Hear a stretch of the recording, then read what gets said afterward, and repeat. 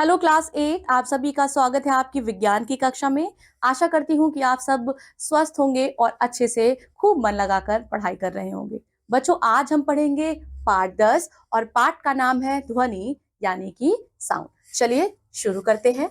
हम अपने दैनिक जीवन में अनेक प्रकार की ध्वनियां सुनते हैं। ये ध्वनियां कुत्तों का भौंकना, पक्षियों की चहचहाहट, गली में सामान बेचने वालों की आवाजें, वाहनों के हॉर्न, बादलों का गरजना, वर्षा का गिरना, हवाई जहाज का उड़ना आदि हो सकती हैं।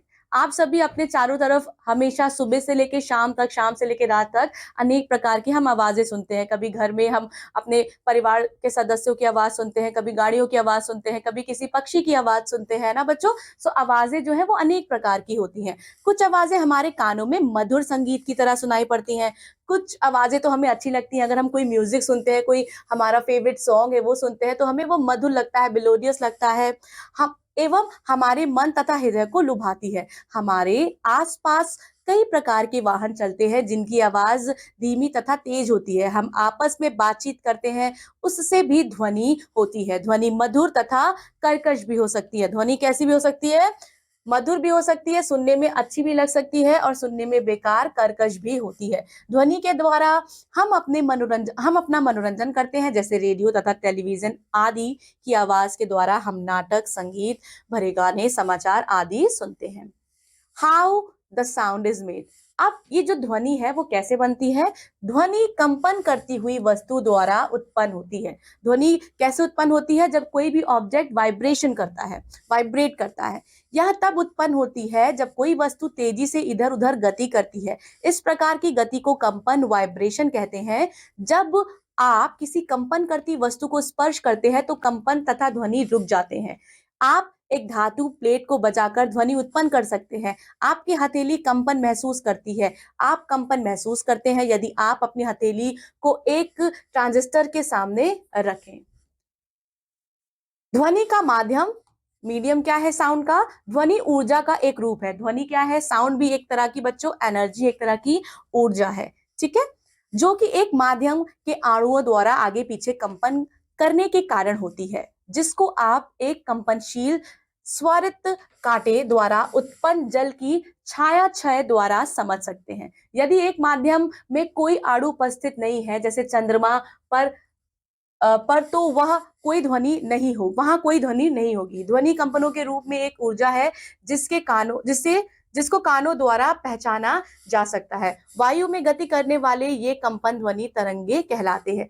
गतिविधि बच्चों एक दी गई है, सिद्ध कीजिए कि कंपन से ध्वनि उत्पन्न होती है। इस एक्टिविटी को आप परफॉर्म करिएगा और अच्छे से समझिएगा। यह ध्वनि उत्पन्न होने के कुछ उदाहरण दिए जा रहे हैं यहाँ। चलिए देखिए, सबसे पहला क्या है? वायु स्तंभों के कंपन से तुरही ट्रम्पेट ध्वनि उत्पन्न करती है। ध्वनि तब उत्पन्न होती है जब ढोलक की त्वचा में कंपन होता है। तारों में कंपन के कारण सितार ध्वनि उत्पन्न करता है। ठीक है, ये सारे क्या है? ये सारे आपके म्यूजिकल इंस्ट्रूमेंट हैं। सिद्ध कीजिए जब स्वरित की भुजाएं कंपन करती हैं तो ध्वनि उत्पन्न होती है। ध्वनि से संबंधित प्रमुख परिभाषाएं, main definition related with sound. एक मुक्त रूप से लगा पेंडुलम अपनी मध्य अवस्था बी में है। ये देखिए बच्चों, इस डायग्राम को अच्छे से समझाया गया है। चलिए पढ़ते हैं। एक मुक्त रूप से लगा पेंडुलम अपनी मध्य अवस्था बी में है। ये जो पेंडुलम है ये अपनी मध्य अवस्था में है, मिडिल पोजीशन पे है। ठीक है, जैसा कि चित्र में दिखाया गया है। जब दोलन दाईं ओर अपनी महत्व स्थिति सी पर पहुंचता है या कुछ क्षण के लिए रुकता है तथा पुनः मध्य स्थिति बी की ओर जाता है तथा इसके बाद बाईं ओर दूसरी महत्व स्थिति ए तक जाता है और फिर वापस की ओर चला आता है। दोलन गति या कंपन, लोलक की अपनी साम्य स्थिति के उधर उधर गति दोलन गति, ऑसिलेशन स्पीड या कंपन कहलाती है। लोलक का अपनी समय स्थिति के अधिकतम विस्थापन आयाम एम्पलीट्यूड कहलाता है और एक सेकंड में उत्पन्न कंपनों की संख्या को इसकी आवृत्ति तथा एक कंपन के पूरा होने में लगने वाले समय को आवर्त काल, टाइम पीरियड कहते हैं। ये आपको बच्चों पेंडुलम के माध्यम से समझाया गया है। ये दोलन गति आपको समझाई गई है। आयाम क्या होता है? कंपन करती किसी वस्तु का उसकी साम्य स्थिति से अधिकतम विस्थापन स्वरित द्विभुज की स्थिति में ए बी या बी सी इसका आयाम कहलाता है। किसी स्थिर वस्तु में धीरे से चोट मारने पर इसका आयाम कम तथा तेजी से चोट मारने पर बढ़ जाता है। एग्जाम्पल, यदि किसी ड्रम को धीरे से पीटा जाए तो इससे मृदु ध्वनि निकलती है क्योंकि इसमें कम आयाम होता है। लेकिन अगर इसी ड्रम को जोर जोर से हम पीटेंगे तो तीव्र ध्वनि निकलने लगेगी क्योंकि आयाम अधिक होता है। आयाम की एसआई यूनिट क्या होती है बच्चों? मात्रक मीटर है, एम है। आवृत्ति कंपन करती किसी वस्तु द्वारा एक सेकंड में उत्पन्न कंपनों की संख्या को इसकी आवृत्ति फ्रीक्वेंसी कहते हैं और इसे अक्षर एफ द्वारा व्यक्त किया जाता है। कंपनों की आवृत्ति ध्वनि की तीक्ष्णता तथा तारत्व निर्धारित करती है। यदि कंपनों की आवृत्ति निम्न है तो ध्वनि का निम्न तारत्व होता है और इसके विपरीत यदि कंपनों की आवृत्ति उच्च है तो ध्वनि का उच्च तारत्व होना तथा यह तीक्ष्ण होना होती है। ठीक है। आवृत्ति के मात्रक क्या है? एसआई यूनिट है, मात्रक है हर्ट्ज, एचजेड। जब कंपन करती कोई वस्तु एक सेकेंड में कंपन करती है तब इसकी आवृत्ति 1 हर्ट्ज होती है। यदि किसी स्वरित द्विभुज की आवृत्ति 150 हर्ट्ज है तो इसका अर्थ यह है कि एक सेकेंड में कितना कंपन हुआ? 150 कंपन हुआ। आवर्तकाल कंपन करती कोई वस्तु एक कंपन पूरा करने में जो समय लेती है इसे हम लोग क्या बोलते हैं? टाइम पीरियड बोलते हैं। ठीक है। 1 कंपन इज इक्वल टू 1/5 सेकेंड में पूरा होगा, लेकिन एक कंपन पूरा करने के लिए समय इसका आवर्तकाल टी कहलाता है। T is equal to 1/f, आवर्तकाल इज इक्वल टू 1/आवृत्ति। ठीक है। ये फॉर्मूला आप अच्छे से याद कर लीजिएगा, ये न्यूमेरिकल्स में काम आता है। प्रबलता, इस गुण के द्वारा समान तारत्व वाली दो ध्वनियों में अंतर किया जा सकता है और इसे एक विशेष पैमाने पर मापा जा सकता है जिसे डेसिबल पैमाना कहते हैं और इस पैमाने के बाद में अलेक्जेंडर ग्राहम बेल द्वारा नाम दिया गया है। आयाम अधिक होने पर ध्वनि अधिक प्रबल होगी। तारत्व, ध्वनि का तारत्व ध्वनि की उच्चता अथवा निम्नता को निरूपित करता है। वस्तु की कंपन गति की गणना आवृत्ति द्वारा करते हैं। किसी ध्वनि का तारत्व उसकी आवृत्ति पर निर्भर करता है। ध्वनि का तारत्व ध्वनि की उच्चता अथवा निम्नता को दर्शाता है। महिला की आवाज में प्रायः पुरुष की आवाज की अपेक्षा तीक्ष्णता होती है और तारत्व को निम्न प्रकार परिभाषित किया जा सकता है।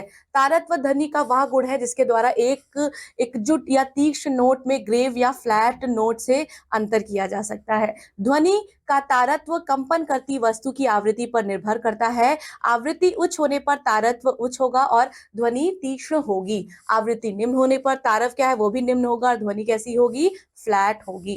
रोचक तथ्य क्या है बच्चों? रोचक तथ्य है पुरुषों, औरतों और बच्चों की आवाज में भिन्नता होती है। जो भी एडल्ट होते हैं, जो भी वुमेन होते हैं और जो भी बच्चे होते हैं, उन सबकी आवाज में डिफरेंस होता है। इसका कारण है उनके गले में वाक् तंतुओं की अलग अलग लंबाई का होना। पुरुषों में वाक् तंतुओं की लंबाई लगभग 20 मिलीमीटर होती है तथा औरतों में 15 मिलीमीटर होती है, जबकि बच्चों के वाक् तंतु बहुत छोटे होते हैं और बच्चों की आवाज भी काफी मधुर निकलती है। गतिविधि 3 आपको दी गई है। इसमें आपको दिया गया है प्रत्येक दिशा में ध्वनि की तुलना करना। ठीक है। जल से भरी एक धातु या चीनी मिट्टी की प्याली लीजिए। ये आप देख सकते हैं बच्चों, एक्सपेरिमेंट किया गया है। इस प्याली पर किसी पेंसिल या छड़ को मारकर ध्वनि सुनिए। आप इसमें जल को विभिन्न गहराइयों तक भर के ध्वनि की आवृत्ति बदल सकते हैं। प्रत्येक दिशा में ध्वनि की तुलना करें। भारतीय वाद्य यंत्र जल तरंग इसी सिद्धांत पर आधारित है। गिटार के पतले तारों से मोटे तारों की अपेक्षा उच्च तारत्व की ध्वनि निकलती है। गुणता वह गुण है जिसके द्वारा समान तारत्व के तथा समान प्रबलता के दो नोट्स जो दो उपकरणों द्वारा निकलते हैं एक दूसरे से विभेदित किए जाते हैं। ध्वनि की गुणता उपकरण के कंपन करने वाले भाग पर निर्भर करती है। एग्जाम्पल क्या है? आप आसानी से अंतर कर सकते हैं कि ध्वनि सितार से निकल रही है या वायलिन से निकल रही है, क्योंकि बहुत सारे बच्चों जितने भी इंस्ट्रूमेंट है, आई होप आप सभी को पता होगा, तबला बज रहा होगा, हारमोनियम है, सितार है, गिटार है, जो भी चीजें बज रही होगी तो आपको उनकी ध्वनि से ही पता चल जाएगा कि कौन सा वाद्य बज रहा है। ध्वनि के स्रोत कौन से हैं? वाद्य यंत्र। तो ये सारे एग्जाम्पल्स आपको वाद्य यंत्र के दिए गए हैं। वायलिन, गिटार, सितार, पियानो तथा सारंगी तार वाले वाद्य यंत्र हैं। और ये यंत्र दो भागों से बनते हैं, तार तथा अन्य भाग, जो तारों के कंपन के समय ध्वनि निकालते हैं। तारों कई प्रकार से कंपन करती हैं। पियानो की तारें दबाई जाती हैं, सितार व गिटार की तारें कंपित कराई जाती हैं तथा वायलिन की तारों पर गज को चलाकर ध्वनि निकाली जाती है। लकड़ी से बने बॉक्स के ऊपर तारों को कंपन कराया जाता है। तारों के कंपन से बॉक्स के अंदर वायु में कंपन होने लगते हैं। सितार की तारों को जोर से दबाने पर अपेक्षाकृत उच्च ध्वनि उत्पन्न होती है, जबकि इन्हें धीरे से दबाने पर अपेक्षाकृत निम्न ध्वनि निकलती है। हम सितार के तारों को आवश्यकता अनुसार जोर से या हल्के से दबाते हैं, जैसा हमें सुर ताल बनाना होता है। ड्रम तथा तबला आदि में आघात करके ध्वनि उत्पन्न की जाती है और इन्हें वाद्य यंत्रों में चमड़े का खिंचा हुआ डायफ्राम होता है, जिसे आघात करने पर इसमें कंपन होता है। चमड़े की झिल्ली के छोटा तथा कसा हुआ होने पर उच्च तारत्व के स्वर निकलते हैं। ठीक है। फूंक मारकर ध्वनि उत्पन्न करने वाले वाद्य यंत्र जो फूंक मारकर निकलते हैं, ये देखिए बच्चों, बांसुरी में एक पतली नली होती है। अब देखिए बांसुरी का स्ट्रक्चर दिया गया है जिसमें वायु बहती है। इस नली के बाहर की ओर भी वायु बहती है। वायु में ध्वनि तरंगे उत्पन्न होती हैं। नली के बाहर तथा नली के अंदर वायु स्तंभ में भी ये तरंगे बाह्य स्वर उत्पन्न करती हैं। फूंक मारकर ध्वनि उत्पन्न करने वाले यंत्र, ठीक है, इन यंत्रों में नलियां होती हैं। जब आप इनमें फूंक मारकर वायु का स्तंभ अंदर भेजते हैं तो यह कंपन करने लगता है। इस प्रकार स्वर उत्पन्न होता है। बांसुरी, शहनाई, बिगुल, trumpet, trombone, then we have clarinet तथा सैक्सोफोन आदि फूंक द्वारा ध्वनि उत्पन्न करने वाले वाद्य यंत्र हैं। नली में फूंक मारने पर इसमें वायु बहती है तथा कंपन करती है। इससे वायु स्तंभी में कंपन होते हैं। ये वायु में फड़फड़ाते झंडे पर तरंगों की तरह दिखाई देते हैं। कंपन की आवृत्ति नली के अन्य वायु स्तंभ की लंबाई पर निर्भर करती है, आप देख सकते हैं। और वायु स्तंभ के छोटे होने पर उच्च आवृत्ति या तारत्व के स्वर बनते हैं। नली पर विभिन्न स्थानों पर बने छिद्रों को उंगलियों द्वारा खोलने व बंद करने से क्या होता है? कंपन होता है और तब स्वर हमें सुनाई देता है। मानव स्वर, जब आप अपनी उंगलियों को गले पर रखकर अपना मनपसंद गाना गाते हैं तो कंपन उत्पन्न होता है, और जब वायु वोकल कॉर्ड्स पर बहती है तो कंपन उत्पन्न होता है। हमारे गले में लैरिंक्स होता है जिसमें ध्वनि उत्पन्न होती है, जिसे हम क्या बोलते हैं? जिसे हम वॉइस बॉक्स कहते हैं। इसकी विशेष रचना आवाज उत्पन्न करने के लिए होती है। इस बॉक्स में मजबूत ऊतकों की दीवार होती है। अंदर पार्श्व में ऊतकों के दो मोड़ परस्पर कुछ दूरी पर होते हैं। ये वोकल कॉर्ड्स है। जब कोई आराम से सांस लेता है, कोडर्स ढीले होते हैं तथा इनकी बीच की जगह खुलकर चौड़ी हो जाती है, और किसी व्यक्ति के बात करने पर, गाने या चिल्लाने पर कोडर्स कस जाते हैं। बाहर निकलने वाली वायु से कोडर्स में कंपन होता है। बच्चों इसे कॉर्ड्स पढ़ेंगे, कॉर्ड्स।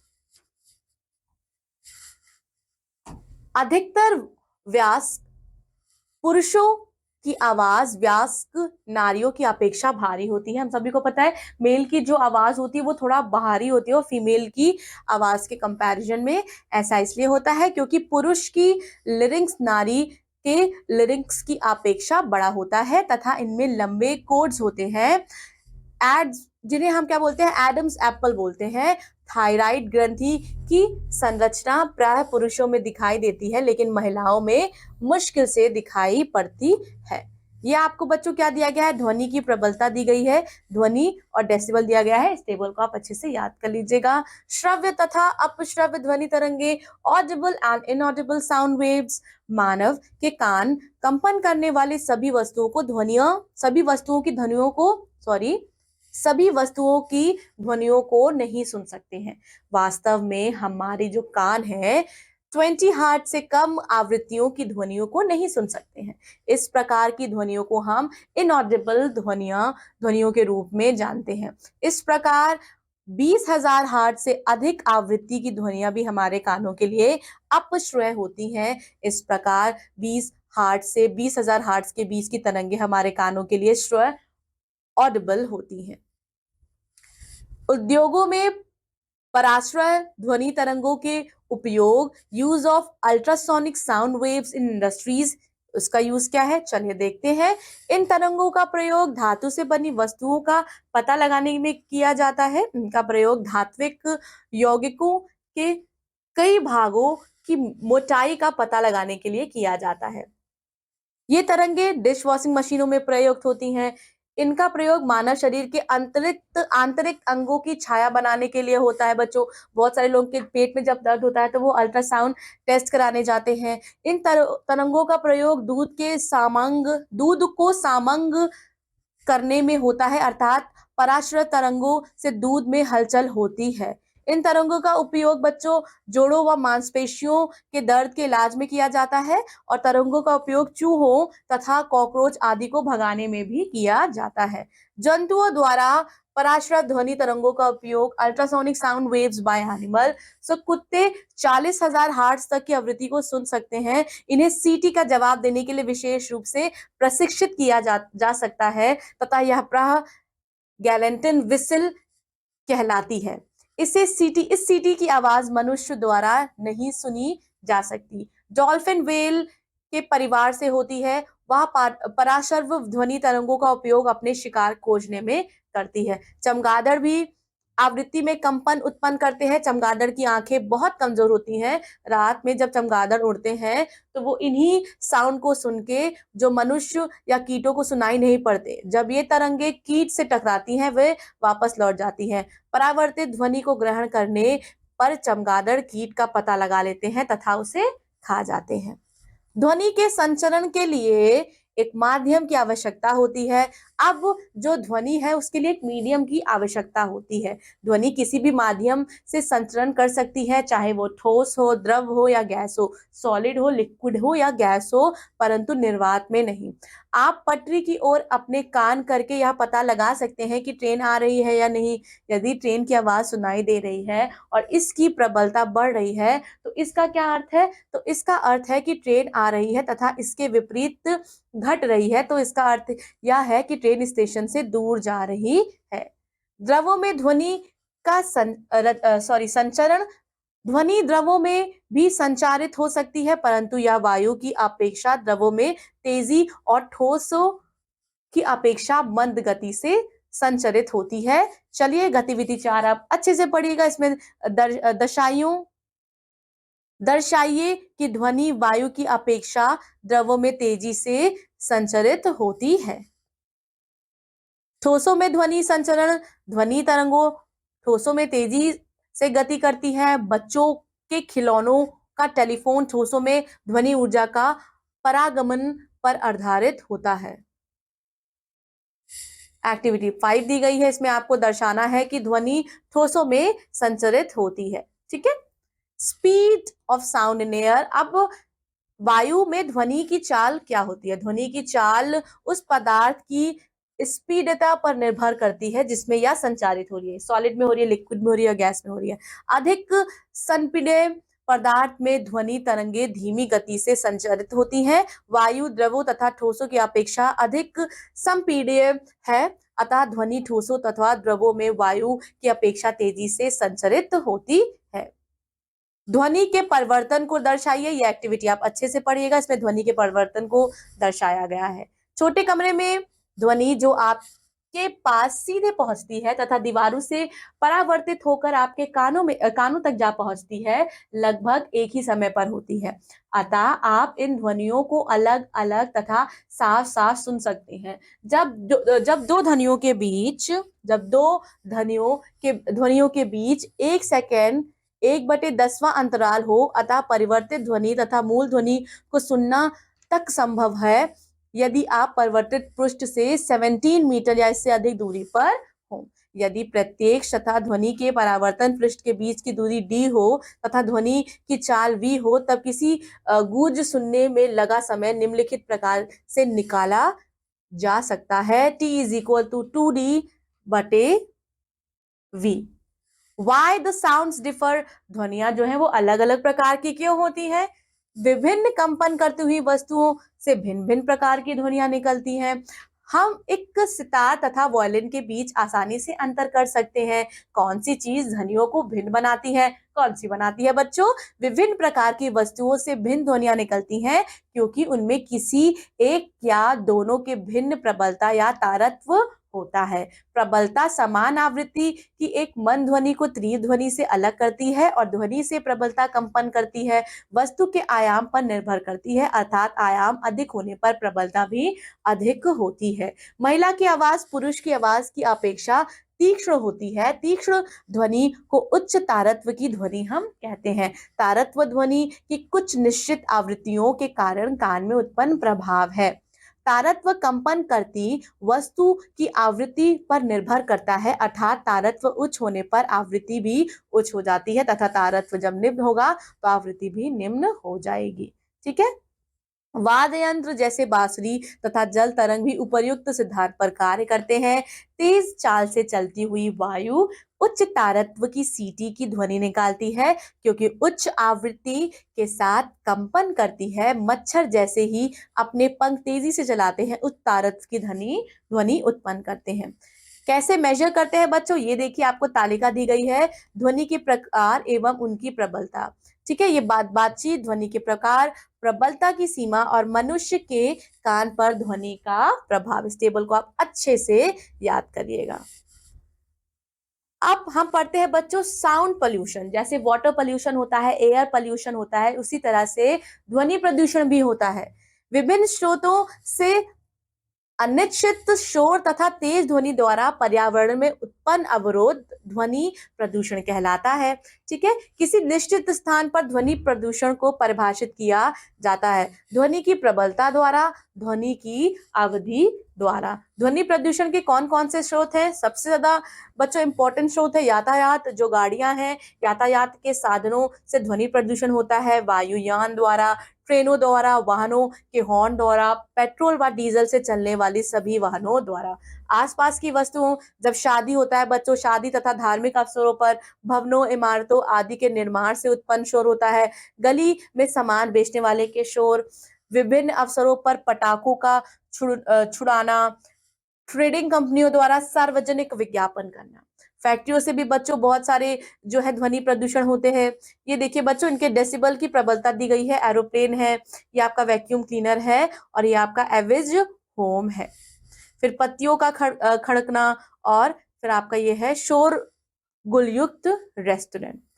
घर में शोर के निम्नलिखित कारण हैं: desk, cooler, vacuum cleaner, typewriter, telephone, generator, washing machine, television, radio और म्यूजिक सिस्टम। ध्वनि प्रदूषण से होने वाली हानियां: ध्वनि प्रदूषण से क्रोध, तनाव तथा सोने में परेशानियां आदि परेशानियां होती हैं। आसपास के शोर के कारण बच्चों अन्य व्यक्ति से हम बातचीत नहीं कर पाते हैं। ध्वनि प्रदूषण से जो एकाग्रता है वो भंग हो जाती है। शोर से रात्रि अंधता के साथ साथ वर्ण अंधता आदि रोग होता है। ध्वनि प्रदूषण के लंबे समय तक रहने से सुनने की क्षमता नष्ट हो जाती है। शोर से सिरदर्द, चिड़चिड़ापन तथा मानसिक तनाव आदि परेशानियां होती हैं। ध्वनि प्रदूषण पर कैसे नियंत्रण रखें? Control on sound pollution. Radio, television तथा जो स्टीरियो सिस्टम है उसको ज्यादा तेज से नहीं बजाना चाहिए। और व्हीकल्स जो है, जो गाड़ियां हैं, वाहनों में हमें क्या लगाना चाहिए? साइलेंसर का प्रयोग करना चाहिए। फैक्ट्रियों में वर्करों तथा मैकेनिकों द्वारा ईयर प्लग लगाए जाने चाहिए। विभिन्न सामाजिक व धार्मिक अवसरों पर अत्यधिक शोर करने वाले लाउड स्पीकरों का प्रयोग जो है वो प्रतिबंध होना चाहिए। मोटर वाहनों के हॉर्न बिना किसी कारण नहीं बजाने चाहिए। और हवाई अड्डे तथा शोर करने वाली फैक्ट्रियों को शहर के आवासीय क्षेत्रों से दूर स्थापित किया जाना चाहिए। बच्चों, आपका पाठ यही समाप्त होता है। पाठ में दिए गए महत्वपूर्ण तथ्य को आप अच्छे से पढ़िएगा, चैप्टर को अच्छे से रिवाइज कीजिएगा। मैं आपसे मिलूंगी आपकी अगली विज्ञान की कक्षा में। तब तक के लिए अपना ख्याल रखिए, खुश रहिए। Thank you.